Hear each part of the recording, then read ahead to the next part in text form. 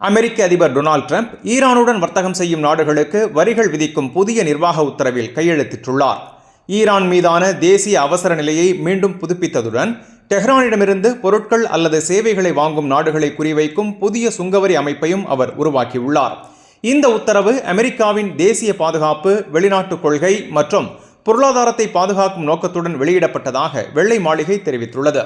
ஈரானிடமிருந்து நேரடியாகவோ மறைமுகமாகவோ எந்த ஒரு பொருள் அல்லது சேவையையும் வாங்கும், இறக்குமதி செய்யும் நாடுகளின் மீது கூடுதல் வரிகளை விதிக்க அமெரிக்காவுக்கு இந்த உத்தரவு அதிகாரம் அளிக்கிறது.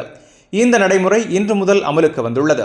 இந்த நடவடிக்கை ஈரானின் வெளிநாட்டு செயல்பாடுகளை கட்டுப்படுத்தும் விரிவான முயற்சியின் ஒரு பகுதியாகும் என வெள்ளை மாளிகை கூறியுள்ளது. அணுத்திறன் மேம்பாட்டு முயற்சிகள், பாலிஸ்டிக் ஏவுகணை திட்டங்கள், பயங்கரவாத ஆதரவு மற்றும் மத்திய கிழக்கை நிலைகுலையச் செய்யும் நடவடிக்கைகள் ஆகியவற்றை காரணங்களாக அது சுட்டிக்காட்டியுள்ளது.